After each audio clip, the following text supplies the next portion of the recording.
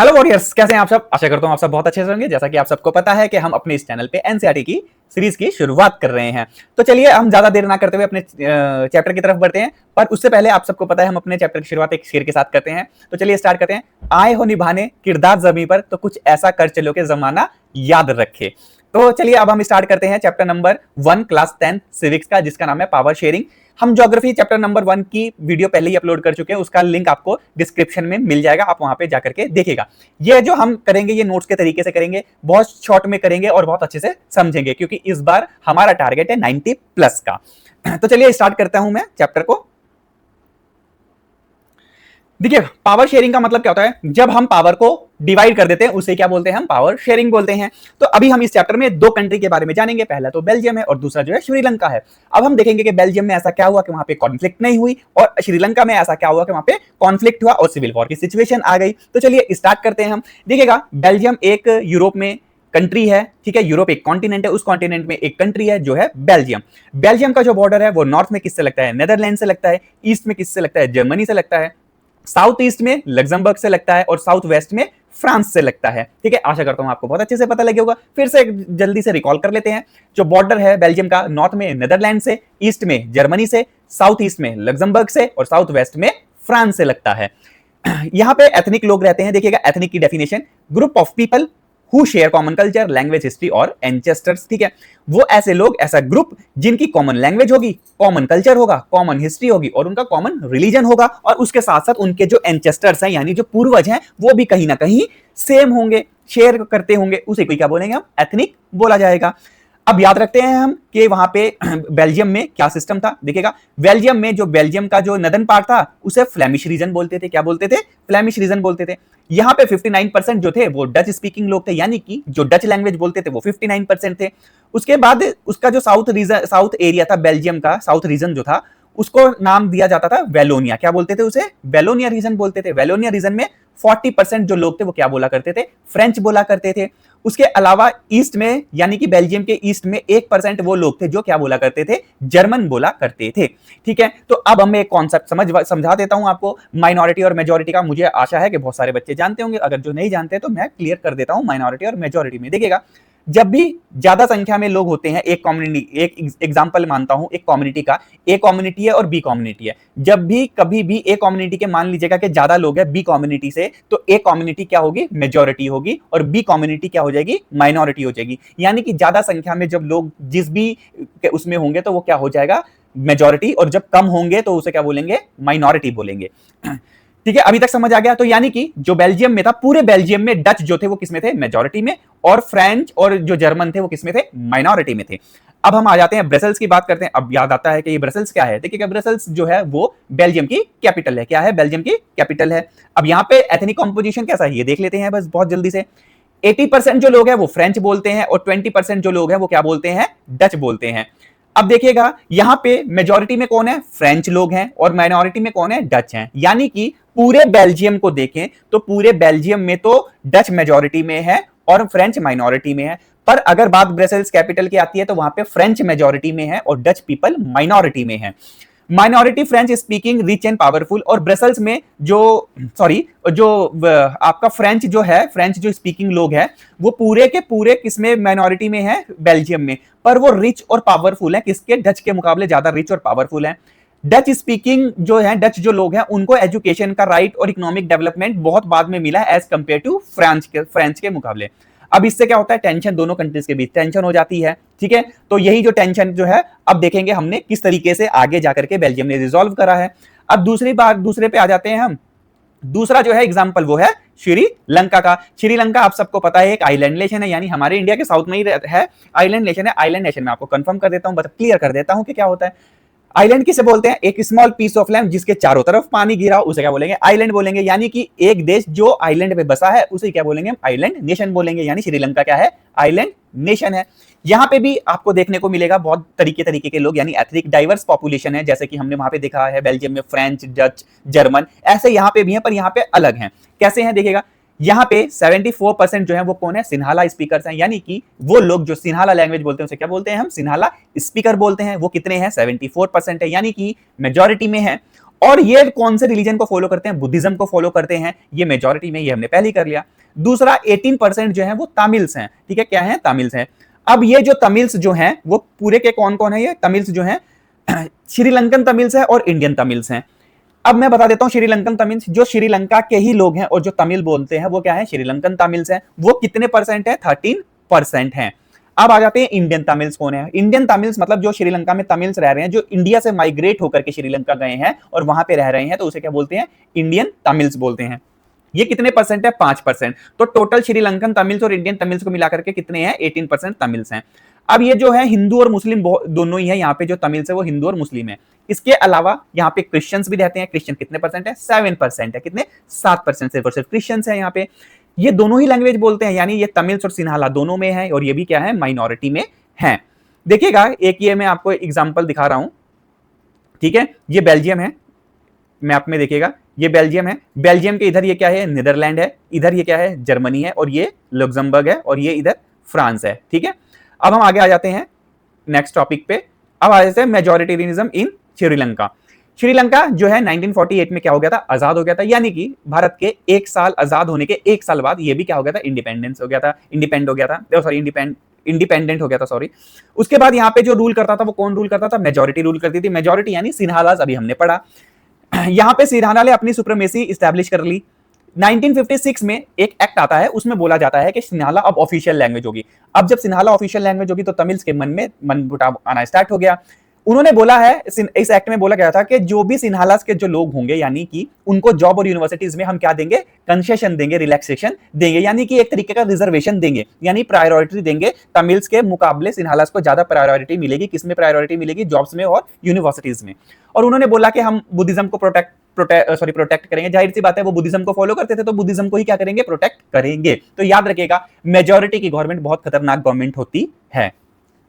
उसके बाद अब श्रीलंकन तमिल्स जो है उनके मन में भेदभाव वाली भावना स्टार्ट हो गई। उन्होंने लगा कि ये तो हम इंफीरियर टाइप हैं, कि इन्होंने एलिमिनेशन ही कर दिया, हमें तो किसी चीज को पूछा ही नहीं। अब ये चीजें उनके मन में आई तो उन्होंने बोला कि हमें भी क्या चाहिए? इक्वल पॉलिटिकल राइट्स चाहिए। क्या चाहिए? इक्वल पॉलिटिकल राइट्स चाहिए, जो इन्हें नहीं मिला करते थे। इनके साथ डिस्क्रिमिनेशन होता था, इन्होंने बोला कि हमें डिस्क्रिमिनेशन भी नहीं होना चाहिए।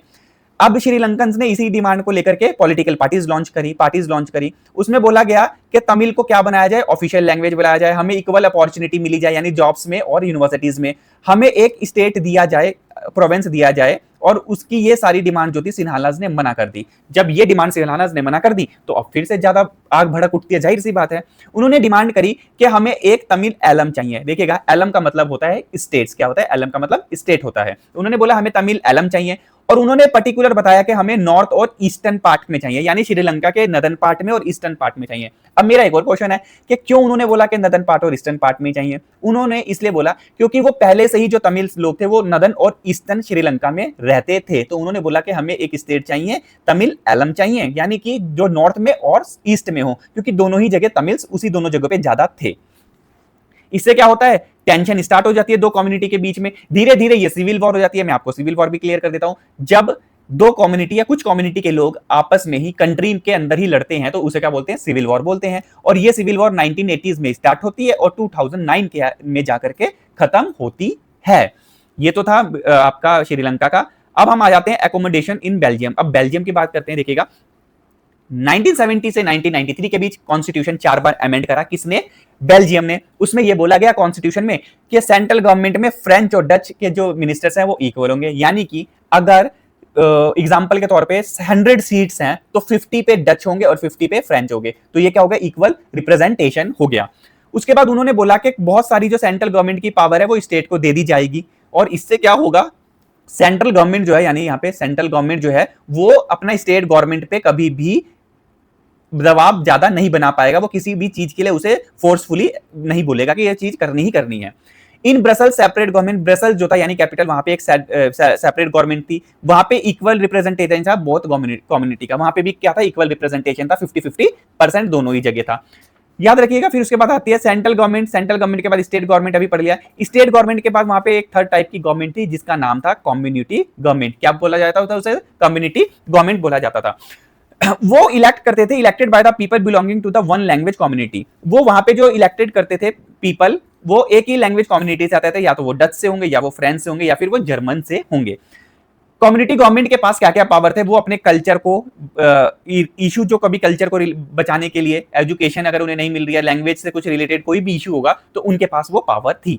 अब याद रखिएगा, एक इंपॉर्टेंट मैं आपको क्वेश्चन बता देता हूं, ये है European union, is headquarter in Brussels. देखिएगा यूरोपियन यूनियन क्या है, यूरोप के कुछ देश आए और वो आपस में एक यूनियन बनाते हैं, उसी क्या बोलते हैं, यूरोपियन यूनियन बोलते हैं। इसका जो हेडक्वार्टर है वो कहां पे है, ब्रसेल्स में सिचुएटेड है। याद रखिएगा कि यूरोपियन यूनियन का हेडक्वार्टर कहां पे सिचुएटेड है, ब्रसेल्स में सिचुएटेड है। अब हम अपने नेक्स्ट टॉपिक पे आ जाते हैं, जिसका नाम है वाई पावर शेयरिंग डिजायरेबल। हमारे लिए पावर शेयरिंग डिजायरेबल क्यों है, अब इसका भी तो हमें पता होना चाहिए ना, कि अगर वो पावर शेयरिंग सही है तो वो किस वजह से सही है। पहला केस है कि जो पावर शेयरिंग है वो कॉन्फ्लिक्ट को रिड्यूस कर देता है, यानी जो कॉन्फ्लिक्ट होता है उसे खत्म कर देता है, सोशल ग्रुप के बीच में जितने भी कॉन्फ्लिक्ट होते हैं। देखिएगा सोशल ग्रुप से कॉन्फ्लिक्ट होता है, धीरे छोटा सा कॉन्फ्लिक्ट होता है, वो वायलेंस में तब्दील होता है, वायलेंस से सिविल वॉर में तब्दील हो जाता है। तो यानी कि अगर हम पावर को शेयर कर देंगे तो सोशल कॉन्फ्लिक्ट खत्म हो जाएगा। दूसरा, ये स्टेबिलिटी बना देगा, जब पावर डिस्ट्रीब्यूट हो गई है तो स्टेबिलिटी बन जाएगी, ना ही तो कोई एक कम्युनिटी के जो लोग हैं, एक सोशल ग्रुप के लोग हैं, वो बोलेंगे कि हमें इतना नहीं मिला और दूसरे के भी ये नहीं बोलेंगे। इक्वल रिप्रेजेंटेशन दे देना कि दोनों को इक्वल है, तो अब स्टेबिलिटी बन चुकी है।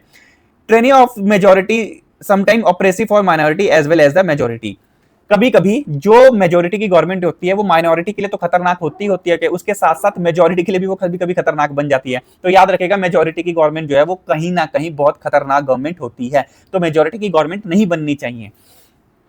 उसके बाद आ जाते हैं, ये जो हमारा पहला वाला एग्जांपल था कि रिड्यूस करता है, ये प्रूडेंशियल रीजन का है। प्रूडेंशियल का मतलब क्या होता है, एक ऐसी डिसीजन लेना जिसमें बताया गया हो गेन, उसका कैलकुलेट करा गया हो कि उसमें क्या गेन होगा, क्या लॉस होगा, क्या उसके बेटर आउटकम्स निकलेंगे, क्या उसमें रिस्क होगा, क्या स्टेबिलिटी होगी या नहीं होगी। इन सबको देखते हुए जो डिसीजन लिया जाता है उसे क्या बोलते हैं, प्रूडेंशियल रीजन बोला जाता है। तो यानी कि पहले वाले जो केसेस में हम देखेंगे तो वो प्रूडेंशियल है। उसके बाद आते हैं power sharing very spirit of democracy. Power sharing spirit of democracy बोला जाता है। Democratic rule involving share power. देखिएगा कहीं पे भी डेमोक्रेसी होगी तो वहां पे पावर का शेयर होगा ही होगा। पीपल हैव राइट कंसल्टेड, और जब डेमोक्रेसी होगी तो वहां पे पीपल के पास राइट होगा कि वो अपना कंसल्ट कर सकते हैं। अब वो किस तरीके से गवर्न करेंगे, कौन उसको किस तरीके से गवर्न करेगा, ये भी किसके पास राइट्स होते हैं, सिटीजन्स के पास राइट्स होते हैं। अब आ जाते हैं हम लेजिटिमेट गवर्नमेंट के बारे में कि लेजिटिमेट गवर्नमेंट क्या होता है। लेजिटिमेट गवर्नमेंट एक ऐसी गवर्नमेंट जहां पे सिटीजन जो है वो पार्टिसिपेट करते हैं, एक्वायर करते हैं सिस्टम में अपना स्टेक, यानी कि पार्टिसिपेशन के तरीके से अपने सिस्टम में वो अपने आप को मौजूदगी जाहिर करते हैं, तो उसे क्या बोलेंगे, लेजिटिमेट गवर्नमेंट बोला जाता है। और ये जो एग्जाम्पल है वो किसका है, ये मॉरल रीजन का है। ठीक है, अब आ जाते हैं हम खलील के बारे में पढ़ते हैं। Live in Beirut. खलील जो है वो एक बैरूत एक कैपिटल है लेबनान की, वहां पे रहता है। उसके फादर जो है ऑर्थोडॉक्स क्रिश्चियन है और मदर जो है वो सुन्नी मुस्लिम है। प्रेसिडेंट, यहाँ पे अब बोला गया, यहाँ भी पावर का शेयर है, पर देखिएगा किस तरीके से पावर का शेयरिंग है। यहाँ पे बोला गया है जो प्रेसिडेंट है वो मेनोराइट सेक्ट ऑफ कैथोलिक क्रिश्चियन का होगा। ठीक है, किसका होगा, मेनोराइट सेक्ट ऑफ कैथोलिक क्रिश्चियन का, परमानेंट। प्राइम मिनिस्टर सुन्नी मुस्लिम से आएगा, permanent. Deputy PM Orthodox Christian sect से आएगा, परमानेंट। स्पीकर जो है शिया मुस्लिम का होगा। अब देखिएगा यहाँ पे पावर शेयर तो हुआ है पर कॉन्फ्लिक्ट तो है ही है, ये बिना कॉन्फ्लिक्ट के पावर शेयरिंग नहीं हुई है। अब मानिएगा प्रेसिडेंट एक ही कम्युनिटी से बनेगा तो ये तो जाहिर सी बात है ना कि कहीं ना कहीं फिर से वही चीज रहेगी जिस चीज को हमने हटाया था, कि कॉन्फ्लिक्ट को हटाने के लिए हम पावर शेयर लाए हैं। अगर पर्टिकुलर एक ही कम्युनिटी से कभी कोई पीएम या प्रेसिडेंट बनता है तो ये तो फिर और कॉन्फ्लिक्ट को बढ़ावा देगा। फिर क्या होगा, कॉन्फ्लिक्ट होगा, फिर वायलेंस होगा, वायलेंस होगा तो फिर क्या होगा, सिविल वॉर होगा। तो ये तो तरीका सही नहीं है। उसके बाद आ जाते हैं हम नेक्स्ट पे, लास्ट है हमारा ये टॉपिक है। देखिएगा फॉर्म ऑफ पावर शेयरिंग के बारे में बात करते हैं। क्या form of power sharing, power sharing की कितनी फॉर्म है। देखिएगा डेमोक्रेसी में पीपल जो है वो क्या होते हैं, source of all political power, यानी जो जितनी भी पॉलिटिकल पावर है उसका सोर्स कौन होता है, पीपल्स होते हैं। क्यों होते हैं, क्योंकि पीपल्स ही चुन करके भेजते हैं अपने रिप्रेजेंटेटिव को, यानी कि डेमोक्रेसी में पीपल जो सिटीजन्स हैं वो अपने रिप्रेजेंटेटिव वगैरह को चुनते हैं। पीपल का डायरेक्ट रूल होता है डेमोक्रेसी, और ऐसी सरकार जो पीपल के द्वारा यानी सिटीजन्स के द्वारा चुनी गई है उसे ही हम डेमोक्रेसी बोलते हैं। People rule themselves through the institution, और जो पीपल हैं ये अपने आप रूल करते हैं इंस्टीट्यूशन की तरीके से। Everyone has a voice in the sharing of the public policy, और हर एक के पास अपनी वॉइस है कि वो पब्लिक में अपनी पॉलिसीज को शेयर कर सकता है कि उसका व्यूज क्या है किस पॉलिसीज को लेकर के। ठीक है, पहला आ जाते हैं, पहला power form of power sharing है power share among different organs of government. जब डिफरेंट ऑर्गन्स ऑफ गवर्नमेंट में पावर डिस्ट्रीब्यूट होती है तो उसे हॉरिजॉन्टली डिस्ट्रीब्यूशन कहते हैं। जैसे लेजिस्लेचर की पावर, फिर एग्जीक्यूटिव और जुडिशरी, यानी गवर्नमेंट की ऑर्गन्स है लेजिस्लेचर में, उसके बाद एग्जीक्यूटिव और जुडिशरी। इसे क्या बोलते हैं, हॉरिजॉन्टल डिस्ट्रीब्यूशन बोलते हैं। None of the organ can exercise unlimited power. अब इसमें क्या होता है, कोई भी ऑर्गन अनलिमिटेड पावर यूज नहीं करता है। क्यों नहीं करता है? Each organ check the other, हर एक के पास चेक करने का होता है। जैसे अगर लेजिस्लेचर ने कोई लॉ ऐसा बनाया है जिससे कि नुकसान होता है तो जुडिशरी की जिम्मेदारी है उसे देखना। कोई एग्जीक्यूटिव ने गलत एक्शन लिया है तो वो किसकी जिम्मेदारी होती है, जुडिशरी की, कि उसे देखे कि वो एक्शन क्यों लिया गया है। इसीलिए इसे क्या बोलते हैं, चेक एंड अदर बोलते हैं, यानी कि एक ऑर्गन दूसरे ऑर्गन को चेक करता रहता है। जैसे एग्जांपल, जज जो है वो कौन अपॉइंट करता है, एग्जीक्यूटिव, और जज जो है लेजिस्लेचर और एग्जीक्यूटिव के कामों पर नजर रखता है। इसे ही क्या बोलते हैं, चेक एंड बैलेंस सिस्टम बोलते हैं। सेकंड आ जाते हैं power share among government at different level. जब पावर शेयर होती है गवर्नमेंट के डिफरेंट लेवल पर तो उसे बोलते हैं हम वर्टिकल डिवीजन ऑफ पावर। अब मैं यहां पे आपको समझाने की कोशिश करता हूं, देखिएगा, मानिएगा कि ये हमारा क्या है, सेंट्रल गवर्नमेंट के बाद आती है स्टेट गवर्नमेंट के बाद आती है लोकल। मान लेते हैं लोकल वाले को। जब सेंट्रल गवर्नमेंट अपनी कुछ पावर स्टेट गवर्नमेंट को दे देती है तो इसे ही क्या बोलते हैं हम, फेडरल बोलते हैं। अब ये डिवीजन कैसा है देखिएगा, सबसे पहले सेंट्रल गवर्नमेंट में स्टेट गवर्नमेंट, फिर लोअर। तो यानी कि ये जो पावर जो हो रही है वो किस तरीके से हो रही है, वर्टिकली डिस्ट्रीब्यूशन हो रही है, इसलिए इसे क्या बोलते हैं, वर्टिकल डिवीजन ऑफ पावर बोला जाता है। एक जो होगी, जैसे सेंट्रल गवर्नमेंट है वो पूरी कंट्री के लिए होगी, स्टेट गवर्नमेंट हर एक स्टेट के लिए होगी, लोकल गवर्नमेंट जो होगी वो लोकल लेवल के लिए होती है। अब आ जाते हैं हम third point, power share among different social group. जैसे कि linguistic group, weaker section, womens are represent in the legislature. Suppose करिएगा कि हमारा आज भी लेजिस्लेचर में विमेन का रिप्रेजेंटेशन क्या है, बहुत ज्यादा कम है, तो हमें उन्हें आगे बढ़ाने के लिए जो पावर है वो थोड़ी सी दे दी गई है। जो वीकर सेक्शन है, जो वीकर सेक्शन के लोग हैं, उनको रिप्रेजेंटेशन देने के लिए हमने थोड़ा सा रिप्रेजेंट करने के लिए एक पावर दी गई है, तो इसीलिए हमने पावर को जो है वो सोशल ग्रुप में बांट दिया है ताकि कॉन्फ्लिक्ट ना हो। चौथा, power share political parties, pressure group, interest group such as the traders, businessman, industrials और फार्मर्स। देखिएगा, पावर जो है वो पॉलिटिकल पार्टीज में डिस्ट्रीब्यूट हुई है प्रेशर ग्रुप में। प्रेशर ग्रुप क्या होते हैं, एक ऐसा ग्रुप जो सरकार पे प्रेशर बनाता है। एग्जांपल कि कहीं पे डैम बन रहा है और डैम में ऐसा होता है कि वहां पे एनवायरनमेंट जो है वहां पे नुकसान हो जाएगा, ऐसा एनवायरमेंटलिस्ट को लगता है, और उसके बाद जो वहां पे सोशल एक्टिविस्ट लोग हैं उन्हें ऐसा लगता है कि वहां पे एनवायरनमेंट खराब हो जाएगा, तो वो सरकार पे प्रेशर बनाएगी कि वहां पे डैम ना बने, तो इसे क्या बोलेंगे, प्रेशर ग्रुप बोलेंगे। उसके बाद आते हैं इंटरेस्ट ग्रुप। इंटरेस्ट ग्रुप जो होते हैं वो पर्टिकुलर किसी एक इंटरेस्ट पे काम करते हैं। जैसे किसानों की एमएसपी बढ़नी है तो वो किसान जो है वो अपनी उस एमएसपी पे ही बात करेंगे, तो उनका पर्टिकुलर एक इंटरेस्ट है, इसीलिए इसे क्या बोला जाता है, इंटरेस्ट ग्रुप बोला जाता है। इंडस्ट्रियलिस्ट है तो अगर इंडस्ट्रियलिस्ट को कुछ परेशानी होती है वो अपनी बात करेगा, तो इसीलिए इस तरीके को। बिजनेसमैन होगा तो वो बिजनेसमैन से रिलेटेड कोई भी बात आएगी तो करेगा। अब हम आ जाते हैं अलायंस के बारे में समझते हैं। जब दो जने और उससे ज्यादा जने जब अपने इलेक्शन के लिए हाथ मिलाते हैं तो क्या बोला जाता है, उसे अलायंस बोला जाता है। मान लीजिएगा कि ए पार्टी है, बी पार्टी है, इन दोनों ने हाथ मिला लिया और बोला कि हम क्या करेंगे, इलेक्शन मिलकर के लड़ेंगे। सिर्फ अगर अभी तक हाथ मिलाया है और अभी तक बोला है कि हम साथ में लड़ेंगे तो इसे क्या बोलेंगे, अलायंस। अब क्या होता है, जैसे ये अलायंस जीत जाता है, मतलब जीत जाता है, और दोनों यानी ग्रुप ए और ग्रुप मिल करके क्या बनाते हैं, अपनी गवर्नमेंट बनाते हैं, तो इसे क्या बोलेंगे, कोलिशन बोला जाएगा। ठीक है, दोबारा बता देता हूं। अलायंस, जब दो पार्टी सिर्फ आती है और ये बोलती है हम दोनों मिलकर के क्या लड़ेंगे, इलेक्शन लड़ेंगे, तो उसे क्या बोलेंगे, अलायंस। जब वो जीत जाते हैं और गवर्नमेंट बना लेते हैं तो ये ही क्या बोलते हैं, इसे कोलिशन बोला जाता है। आशा करता हूं आपको बहुत अच्छे से समझ आया होगा।